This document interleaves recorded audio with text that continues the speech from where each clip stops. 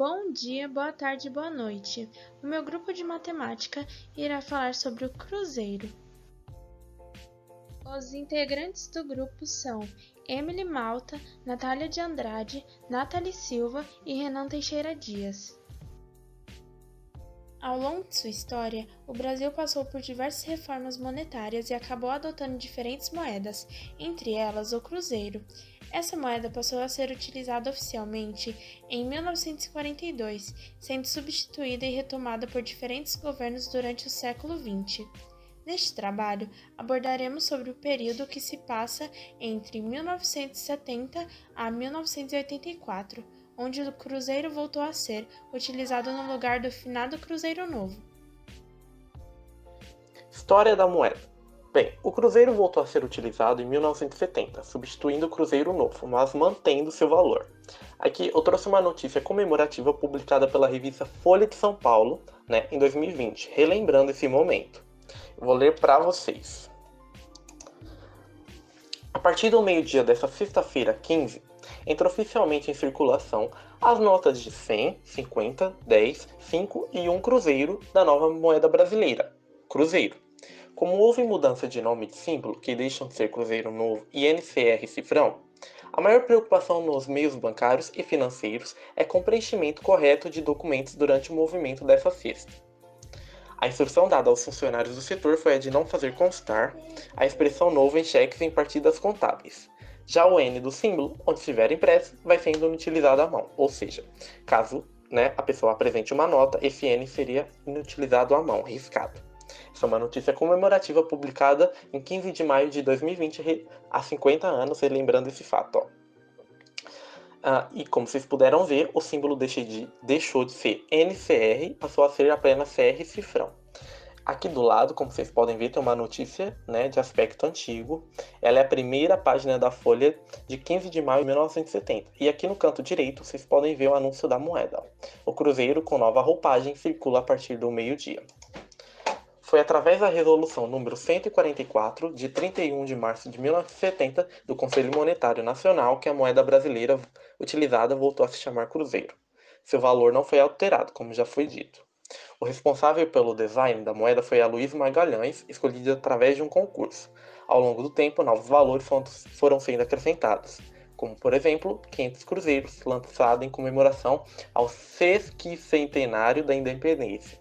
Após isso, valores maiores, como 1.000 e 5.000, também foram sendo adicionados conforme a desvalorização.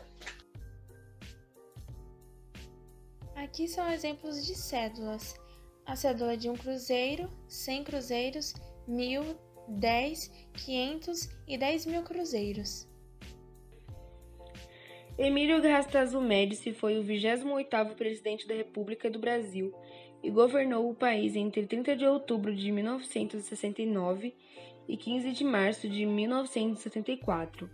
Seu governo entrou para a história como um dos mais repressores do regime militar e foi chamado de Anos de Chumbo. Sim, o país nessa época enfrentava a ditadura, então já era de se esperar que a crise política afetasse na valorização da moeda. Um pouco antes e durante o mandato de Médici, o país começou a crescer de forma acelerada.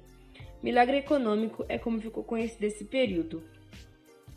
No entanto, esse crescimento era embasado em pesados empréstimos contraídos junto ao Banco Interamericano de Desenvolvimento, o que elevou substancialmente a dívida externa brasileira. Além disso, em alguns anos, o Brasil comprava mais do que vendia, chegando a fechar no vermelho.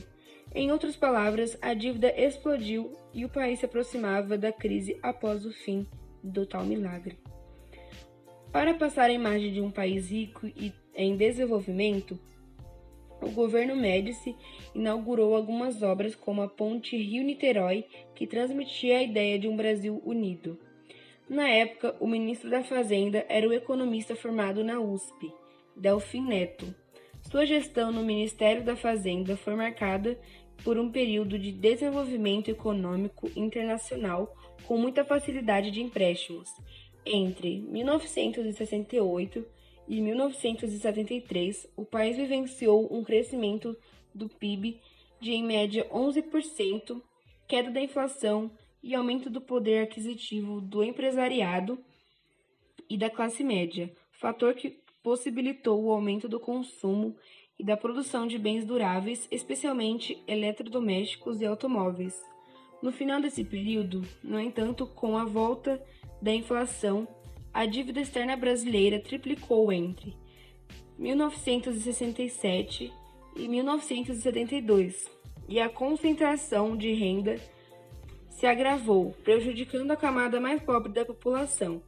Ao assumir a Secretaria de Planejamento, em 1979, as condições da economia já não eram tão favoráveis e a situação foi piorando ao longo do tempo.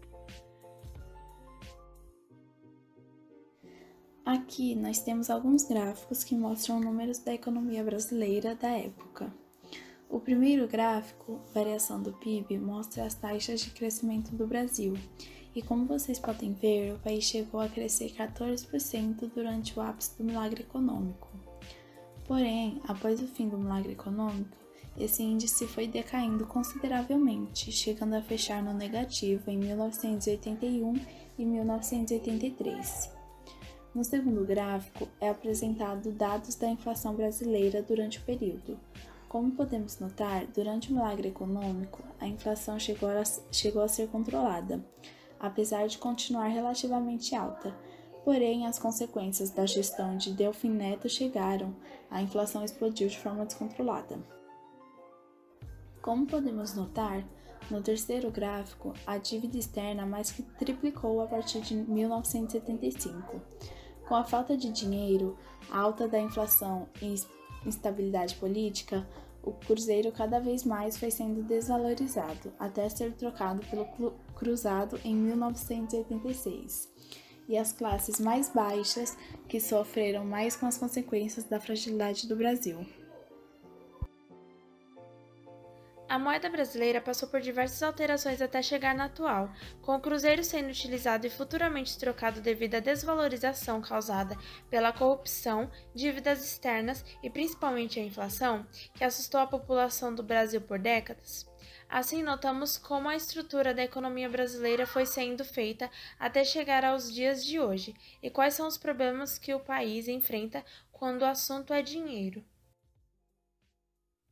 As referências e muito obrigado pela sua atenção.